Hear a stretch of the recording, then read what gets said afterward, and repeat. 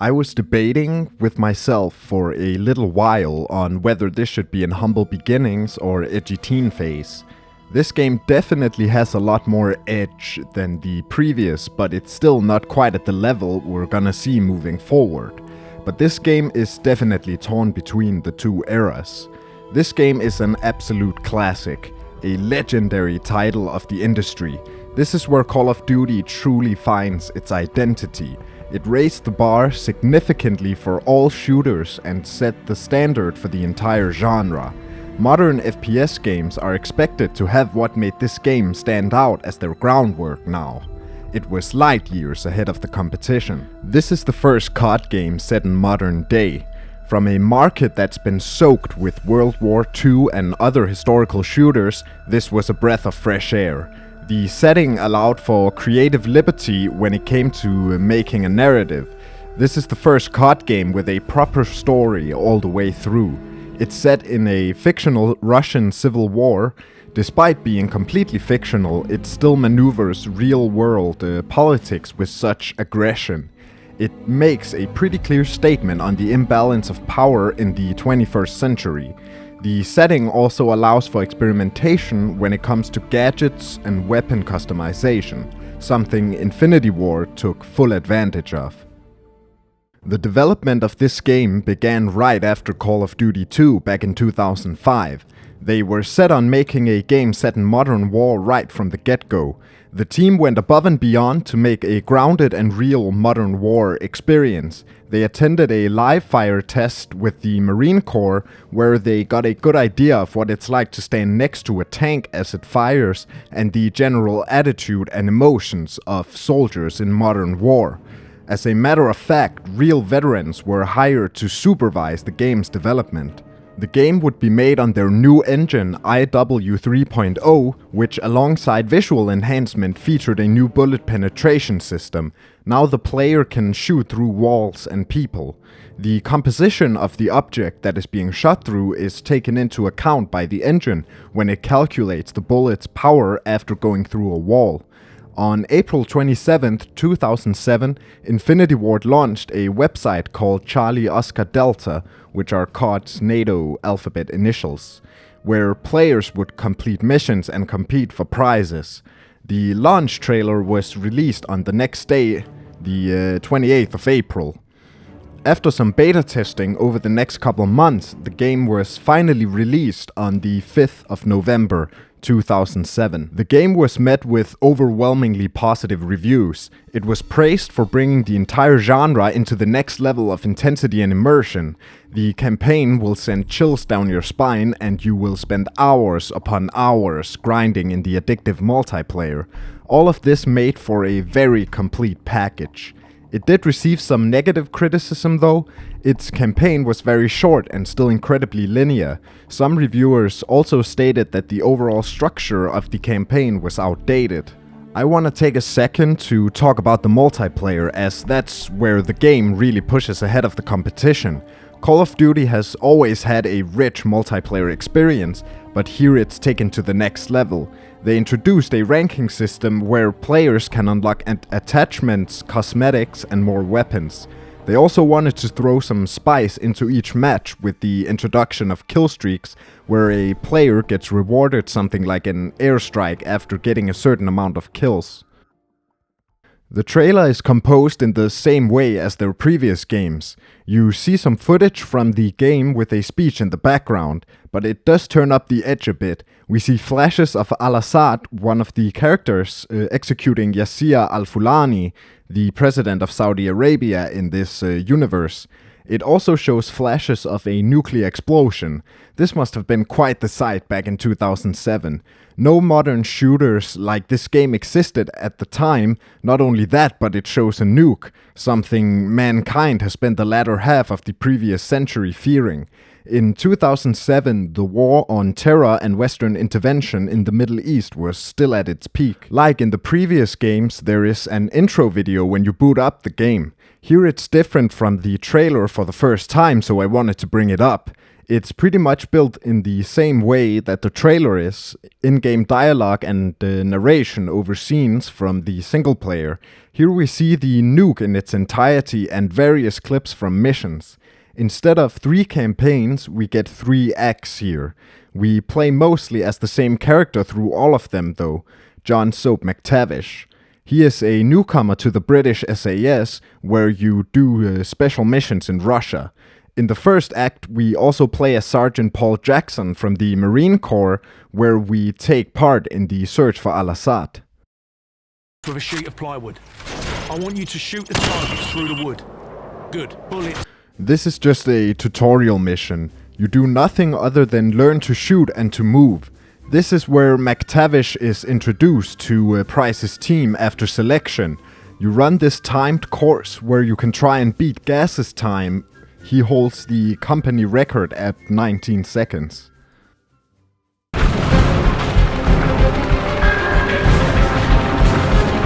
This is your first real mission. Before every mission you get a little briefing / recap with some very cool cinematics. In this mission the SAS Russian informant gives intel on a package aboard an Estonian ship in the Bering Strait. You gotta go check it out. The mission itself gives a very good first impression. You're on a chopper with the crew fully geared. Price is having a cigar and in the background you can see the freighters slowly close in. The pilots are counting down and you're getting your gear ready. Already here, chills run up your spine. As you rope down onto the deck, you catch the crew by surprise and terminate them in about a second. You go down these stairs where you meet this drunk dude. Right after that, you take care of these sleepyheads. Then now that the area is clear, you can move out and secure the main deck. As you move along, you take out a few guards. I like how the swaying of the ship makes it harder to aim in this mission. At the far end, you engage a whole squad. They pin you, but your helicopter takes care of it quickly. Now you gotta go into the ship as Gas pulls out his trusty shotgun. As you descend further into the ship, you get into a firefight by these steam pipes. I love how they rupture when you hit them. It really helps with immersion when the environment also reacts to what you do. You enter the cargo area where you take out some more enemies. Here I realized that they still use the COD 2 death sound. Catwalk clear. Got you covered. Here we hear Price's catchphrase for the first time. Stay frosty. So far we've only had very brief encounters with the enemy, but when you move out onto this catwalk, you have what I would say is your first proper firefight. You fight your way further along the ship. After clearing this area, you find this container where Gas's Geiger counter goes nuts. They don't say it outright here, but with the Geiger counter going off and the radiation symbols, I think we can safely conclude that it's a nuclear bomb. Well, actually, it's most likely a hydrogen. Shut the fuck up. When you're about to secure it for transport, you realize you don't have time because MiGs are closing in. So all you can do is grab the manifest and evacuate. As you're about to leave, the ship is hit and you all get knocked on your asses. Price helps you up and you bolt for the helicopter. You jump off the ship onto the chopper, but you barely make it. You start to slip and Price pulls you up. You evacuate, get a title screen, and the mission ends. In the previous video I said that St. Lo was the best opening mission we've had so far, but this one is leagues above. The thrill you get from riding in on that chopper and roping down and how clean and precise everything you do is just makes you feel badass. Everything you do here is so surgical. You catch the guards completely off guard and the encounters are so swift they barely get to react to what's happening. This next mission isn't actually a mission, it's just a cinematic where you look through the eyes of Al-Fulani, Saudi Arabia's president, after he's been captured by Al-Assad's revolutionists.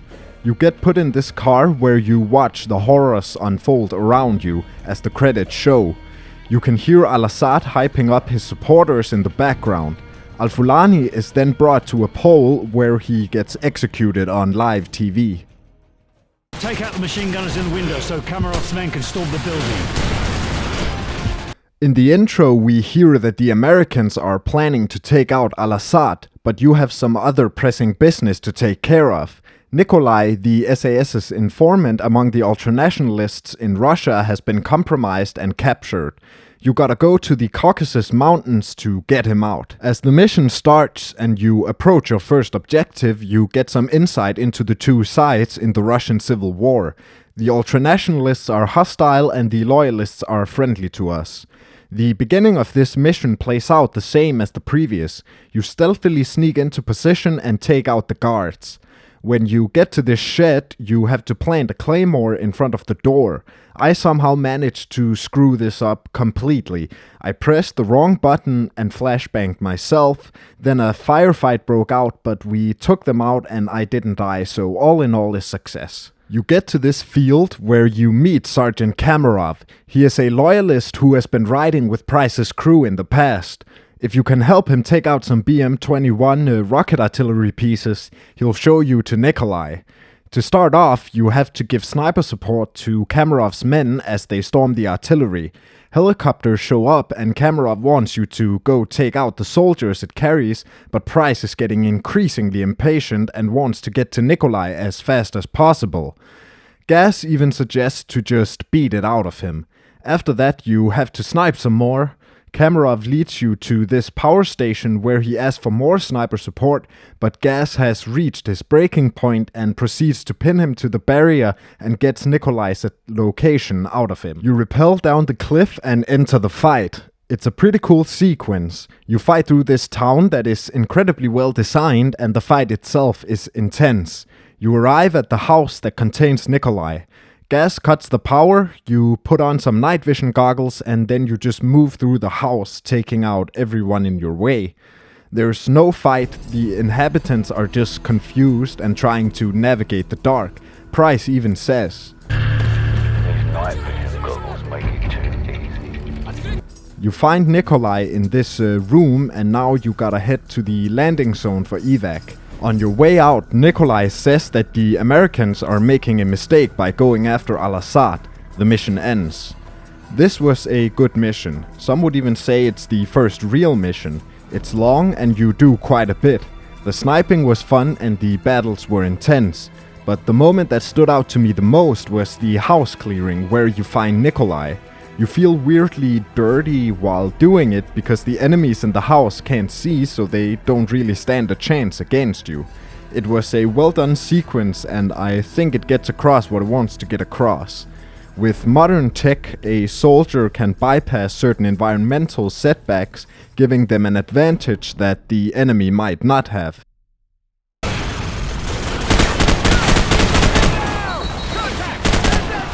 Now we switch to Sergeant Paul Jackson of the Marine Corps. He will be taking part in the search for al-Assad. The mission starts with you riding in on a helicopter. You have a great view of the force heading into battle and ground personnel taking shots at the choppers. There is a lot going on here in these few seconds alone. You rope down and begin moving towards al-Assad's suspected location inside this house. You breach and quickly deal with the hostiles. You move into this basement where you fight more of al-Assad's henchmen. The battles are really well done here. The post-war effects linger on the battlefield and prolonged death animations really gives the whole game a certain grittiness that complements the very cold, monotonal, almost sterile atmosphere that this game has very well. Everything feels very real. After clearing the house, you try to identify al-Assad, but he is nowhere to be seen. Then you find out that he's broadcasting from a TV station near the house. Now you gotta fight through the streets, which was unexpectedly hard. I died quite a few times here. The streets are swarming with al-Assad's goons. When you get to the TV station, you gotta breach. It's in this sequence that I really noticed how clinically cold the game is. There is no aesthetic, no real style, it's just neutral. Now the game does have some pretty visually stunning moments that we'll get to. In the previous games they tried playing with the weather and colors to create some interesting atmospheres. They don't really do that here. You search above and beyond and fight through the whole station when you find the room that Al-Assad is supposedly broadcasting from. Here you find out that it was a recording and Al-Assad is nowhere to be found. The mission ends. This mission was a great introduction to the American side of this conflict. It has a similar run to Crew Expendable, with you riding in on a chopper, roping down and clearing everything room by room. But it feels a lot rougher and more raw than the SAS. They're not as surgical. But watching those choppers come in brings that thrill from the beginning back. It's such an impressive sequence.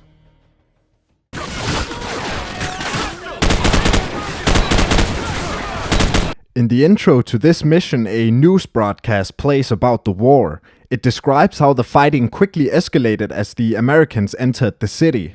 Then we are introduced to this mission's goal. A tank named Warpig has run into some trouble and you gotta go help him out. You immediately engage some of Al-Assad's men on this highway. Contrary to what I said about the last mission, this mission is actually quite stylized. A dark overcast sky that's being lit up by the ferocious battle that's happening right now. The atmosphere is tense. After leaving the highway, you gotta move through these ruins where you use night vision again. You move upstairs where you meet some friendlies and use the machine gun to take out the rest. Command calls in and says that Warpig is getting overrun and that you gotta hurry up. Outside, you get into this section where you gotta take out some tanks on an overpass. It's a bit hard because there's a lot of infantry there as well, but you get them. After taking them out, you have to go under the overpass to meet with the tank. There is a really cool tense section while you do it. You move through these small claustrophobic streets expecting an ambush, but none will come. You arrive at the bog. Now you have this pretty hard defense section. You gotta defend the tank while it gets repaired and the enemy will swarm you. Lieutenant Vasquez tries to call in a chopper, but you gotta go take out an AA gun first. After taking it out, you place the beacon and helicopters are inbound. They obliterate these buildings and the engineers can come fix the tank. The mission ends. This is the best looking mission so far by a lot. The way the battle lights up the night is truly a sight to behold. It brings a very tense atmosphere and makes you feel quite small compared to what you're a part of. It's much more intense than you would imagine. Al-Assad must have quite the budget.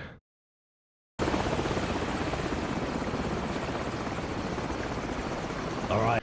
We're back with the SAS. They're on their way to Hamburg with Nikolai in a helicopter. But then you get shot down over Western Russia. Both pilots and a guy named Paulson dies, but you and your crew are okay. You gotta go fast cause the ultranationalists are on their way to investigate. The Yankers has sent you an AC-130, so you gotta hold out until it's in orbit. You sneak through the night until you get to this town where some ultranationalists are harassing this poor old man, so you send them to Needhawk. I love the way the levels in Russia look. These rolling hills with some rural communities.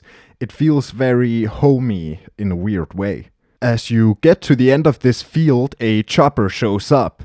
It will be harassing you throughout the entire mission. You try and hide from it, but infantry quickly shows up, so now the chopper crew knows where you are. They force you into this house where they try and rush you. When you make it out into the town, you are introduced to a new enemy, the dogs. Don't let them jump on ya, cause they'll kill ya. After the fight, the helicopter loses sight of you, so you press on into the night. You quickly bump into some more soldiers and the fighting picks up again in this field. When you get into town, the chopper will begin strafing you. When it comes, you have to have overhead cover. Eventually you find a stinger to take out the chopper, but the chopper has another trick up its sleeve and uses flares to evade.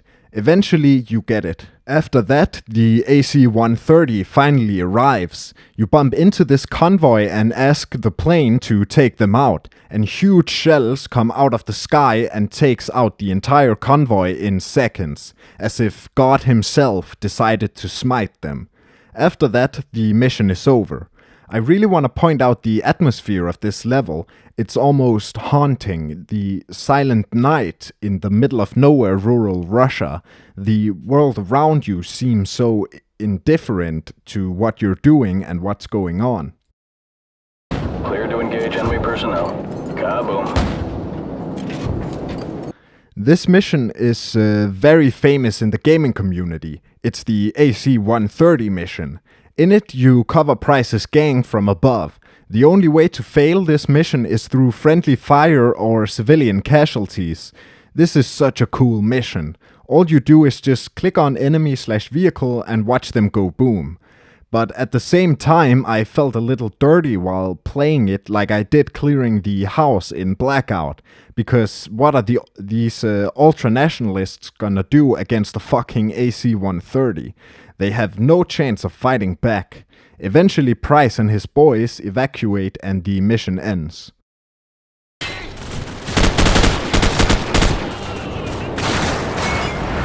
You're back with the Americans and the push towards Al-Assad continues. In the intro we find out that Al-Assad's forces are falling back and the Americans are inching closer.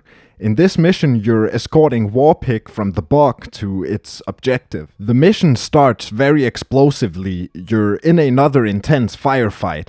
Now that daytime has come, the cool atmosphere of the bog is gone. Eventually you get to a possible ambush spot and you gotta clear a path. This part is pretty fucking insane. The fighting gets really ferocious and you gotta push up and clear the buildings, but there are so many enemies, it's quite hard. I can't even imagine doing this part on veteran. One really cool detail is if you stand right next to the tank as it fires, your ears ring and everything gets quiet.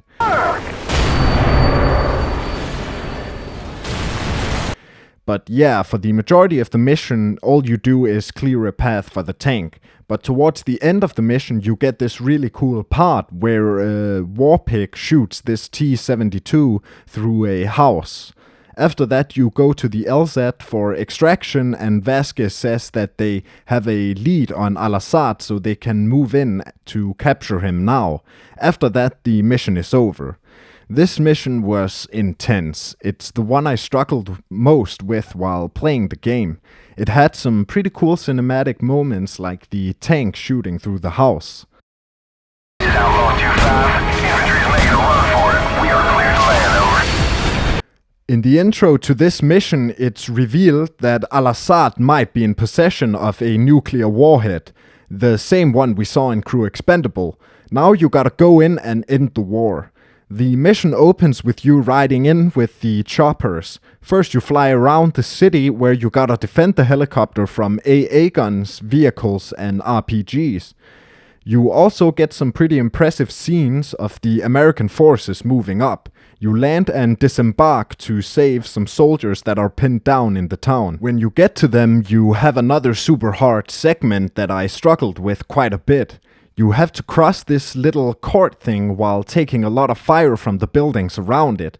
You find your way back to the helicopter and take off.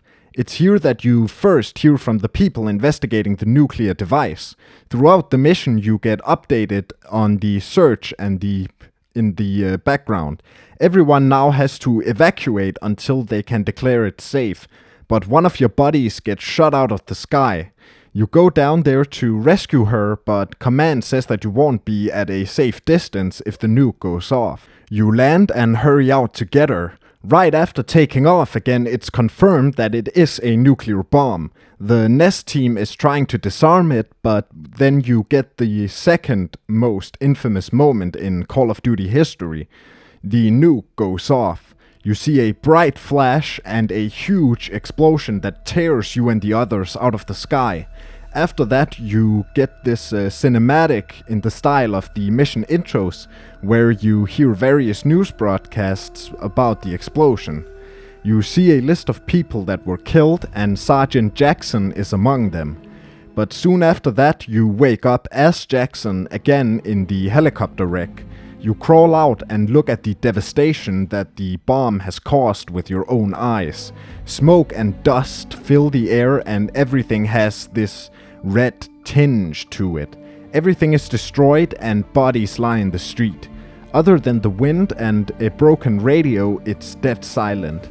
The whole area feels literally dead. The nuke left nothing intact. Eventually Jackson collapses and dies. That was Act 1. It sets up the story to come. Russia is in civil war and al-Assad has led a successful revolution in the Middle East. The SAS missions are my favorite of the bunch. I like the characters more and the overall level design was more interesting. Replaying it, I am reminded of how iconic this game truly is. In this act alone, we have two of the most memorable moments in the entire series, the AC-130 and the nuke. These aren't even the only two in the entire game. The act starts off almost familiar with its cold, sterile visual style that really isn't stylized at all and only mimics reality, but it ends on such an unexpected dark note, and the scene of Jackson crawling out of the wreck into the radiation is so terrifying. That whole moment is terrifying. We've watched this huge, strong American force tear through al-Assad's forces for the past hour and a half, and then in the blink of an eye, with one flash, all of them are gone. It takes balls to put that in your game, which is designed to feel very real. The American side is done now. For the rest of the game we only play as McTavish and Price, but we stay with the SAS.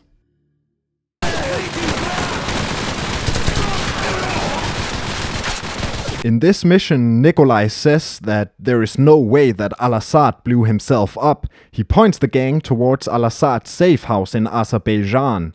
That's where we're going now to finally end the bastard. In the beginning of the mission, we meet one of Kamarov's men, remember him? He confirms that al-Assad indeed is present and the ultranationalists are guarding him.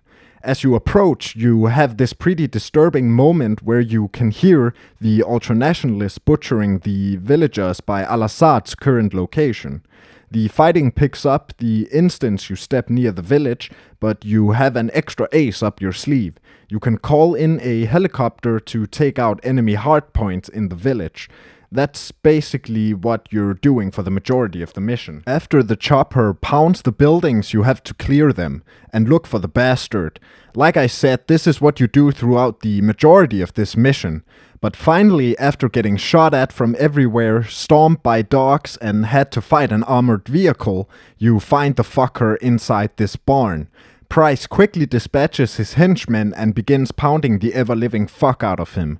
The screen turns black, and when we can see again, Price is performing a very aggressive interrogation where he tries to figure out how al-Assad got his hands on a nuclear bomb.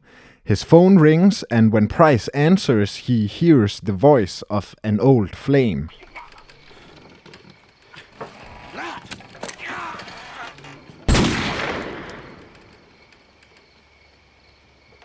Who was that, sir? Zakayev.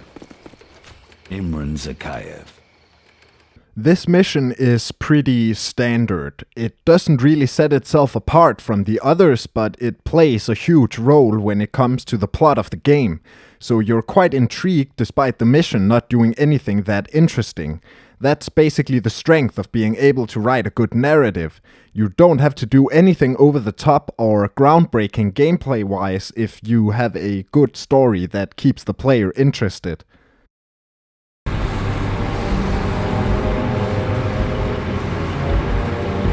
This is another iconic COD mission. You play as Price before he was too cool to be playable. This is where we see Price's story with this new character, Imran Zakayev. We go 15 years back in Pripyat, Ukraine. After the Chernobyl disaster, many tried to harvest nuclear material and sell it. Zakayev was one of those people, and you're going there as Price to assassinate him. You start by approaching Chernobyl. You meet some patrols that you take out silently. This mission is a stealth mission. Next, you encounter 4 bad guys. You have no choice but to just go around. Then you get to this church where you have to take out more bad guys. After that, you get to these grass plains where we have another iconic COD moment. An enemy patrol is crossing the plains and you have no choice but to hit the deck and literally crawl through them. After that, you get to this scrap area where some enemies are disposing of some bodies and you can choose whether to engage them or sneak around. I tried sneaking around, but it very quickly devolved into a firefight. Now you have to sneak through these containers. It's pretty thrilling, but on repeat playthroughs it goes away. But right after that you have this really nerve-wracking sequence where you literally run through an entire company of enemies. Now you get into the city itself. The atmosphere is really haunting, almost liminal, a bustling metropolis left to rot. The silence is deathly. In the ambience you can barely make out the sound of children playing, bringing this eerie nostalgia like the city's life is flashing as it slowly succumbs to nature. Life is but a fading memory in this city. Macmillan comments on it by saying, Look at this place. 50,000 people used to live in the city. Now it's a ghost town. The tone of this level is so well crafted. The mission ends as you reach this hotel where you can get a shot at Zakhaev. This mission is very cinematic. Although it's very tense and impressive in the moment, on repeat playthroughs levels like this get more boring than anything else, but it is saved by its incredible atmosphere. After the atmosphere of the entirety of Act 1, I did not expect them to do something like this. It's so eerie.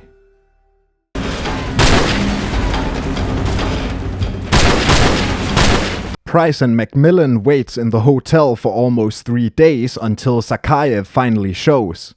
You get on the 50 cal and observe the exchange. Macmillan says a bunch of fancy sniper talk in this part leading up to the shot.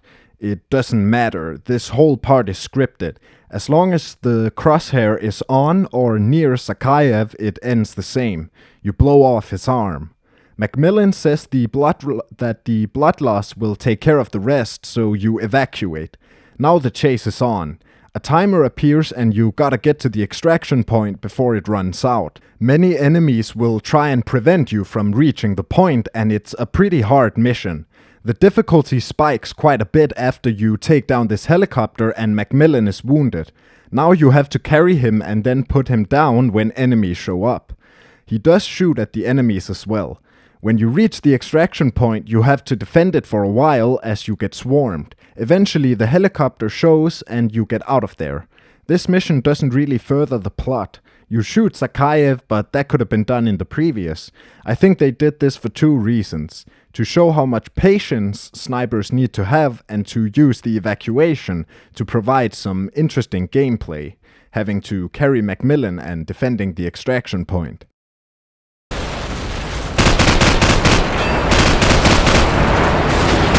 In this mission we have to hold out until we can get evacuated from Al-Assad's safe house. Every ultranationalist in the area is moving in to get you. Your defense has an explosive start with the charges that were set up along the hill. This mission plays very much like defending the point in COD 2. You hold back the enemy for a bit, then pull back and repeat. But they do change it up a bit. You have this part where you get to manually blow the charges and watch the ultranationalists turn to dust. When you get all the way back to Al-Assad's safe house, which is also the extraction point, you have to take out these tanks. Then you find out that they're gonna land all the way up front, so you have to fight your way through the enemies to get to the new extraction point. Oh, and you have to make it in time. This sequence is actually really fucking cool. The mission ends as you get extracted. This is another mission that doesn't really do that much for the plot, but is really cool and fun nonetheless. It's also quite hard and the fighting is intense.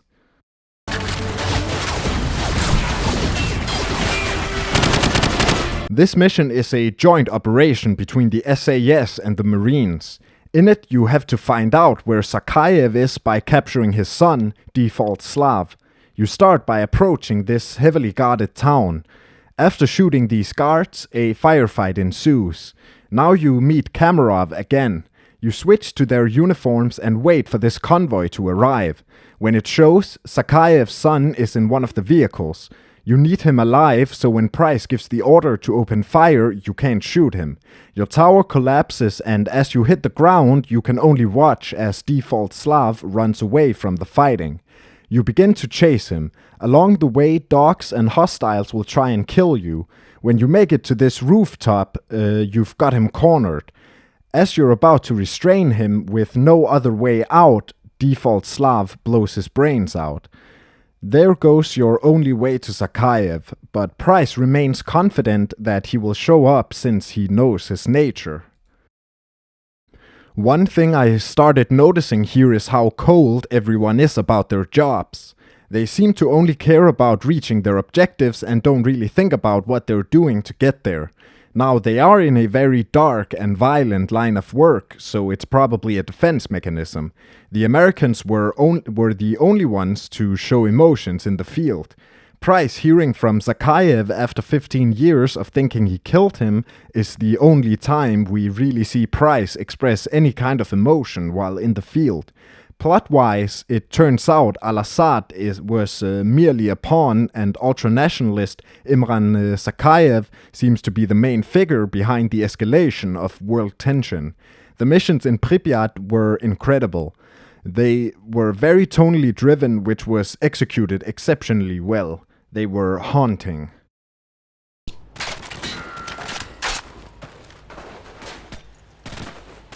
Now we're in Act 3.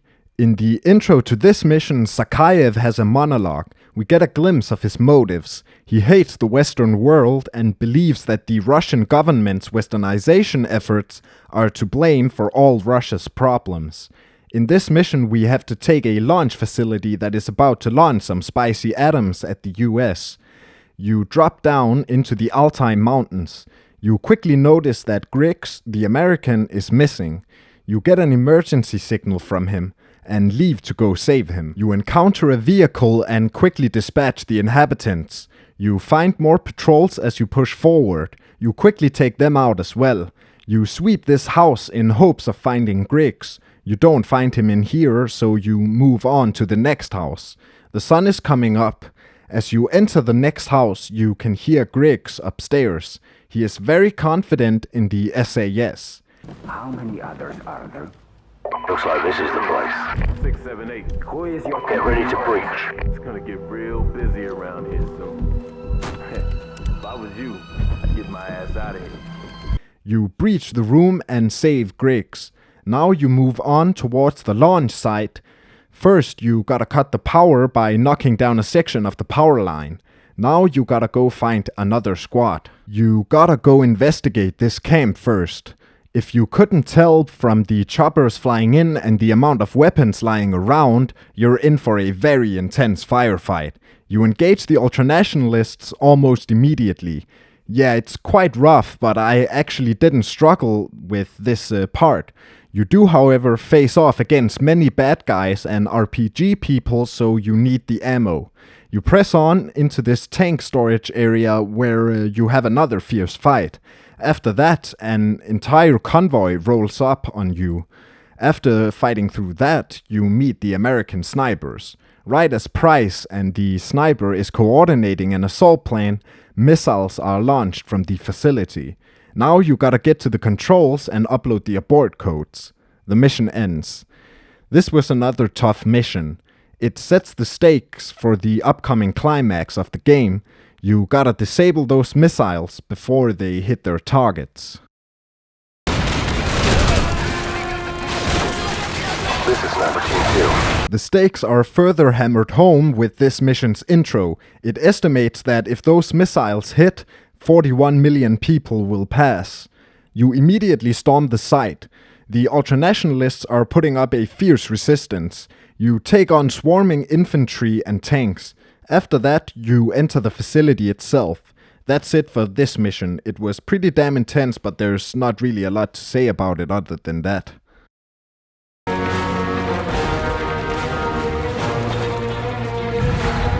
Now you have 15 minutes to reach the launch controls and upload the abort codes, but Command still hasn't gotten them yet.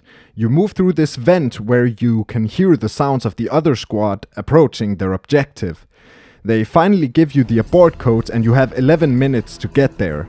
Now it's on. This mission is probably the hardest in the game. The timer stresses you out and the claustrophobic bunker makes you miss quite a bit. There is this section where you have to get down this hallway and there are 2 flanking routes. Even in these cramped tunnels, the ultranationalists pop out from every corner. There are multiple areas that are built like this. You go through this area where you can breach the control room with C4. You disable the nukes. But it's not over yet. Zakhaev is on the run and now you gotta fight your way out of the bunker. You find an elevator this time, so it's not as long. You get to the garage where you steal a truck and the mission is over.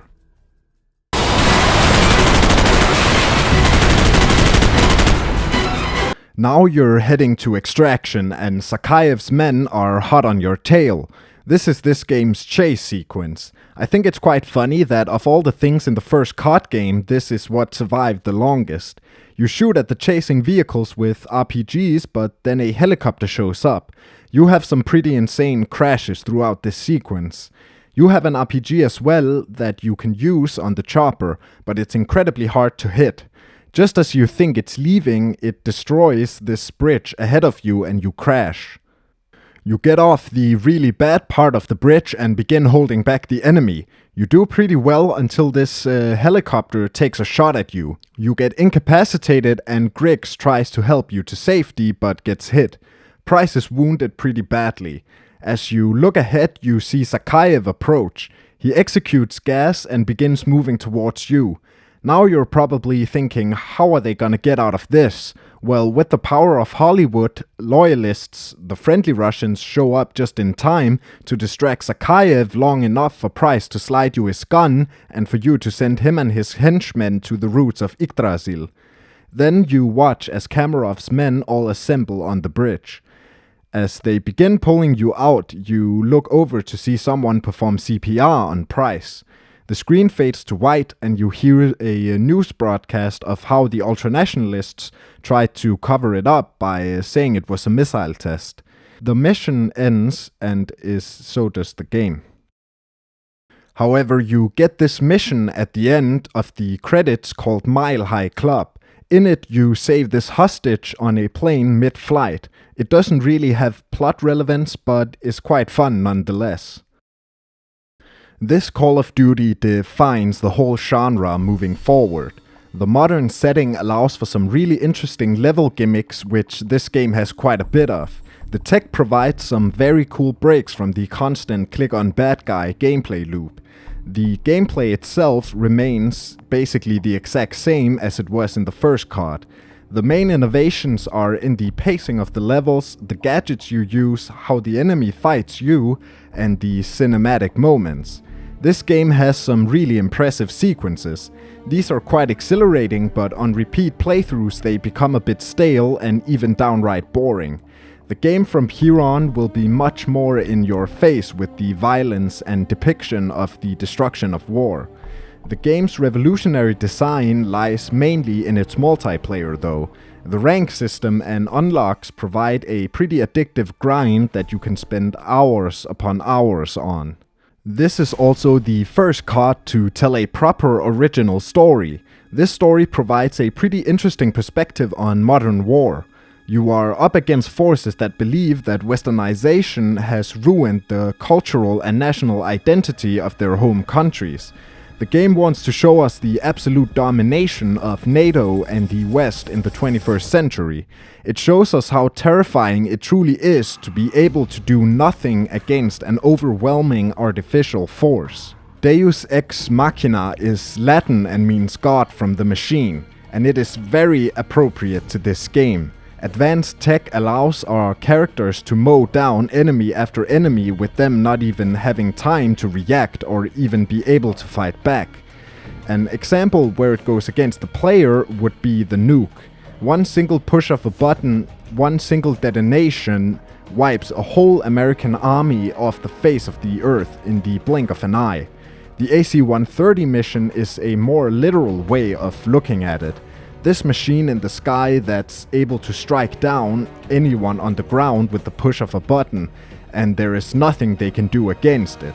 The operators hold so much power over the people on the ground that they may as well be gods in that moment. This is the dark truth about modern conflicts. The complete industrialization of it has removed all kinds of humanity, not that there was that much to begin with, but at least the playing field was even, and replaced it with machines and tech that can destroy entire companies in seconds, without the user really having to face what they're actually doing. For you in the AC-130, you're simply clicking on white humanoid shapes, but in reality you're taking entire lives. Given how there are trillions of Call of Duties right now and that number is only increasing, I've decided to end this series at the 2023 Modern Warfare 3. I've also decided that since we've concluded the Humble Beginnings segment of this series and the penumbra of the Frictional Game series, I'm gonna run a little mini-series on the Thief games before we pick these two series back up. But that was all for this video. Please like and subscribe. Bye.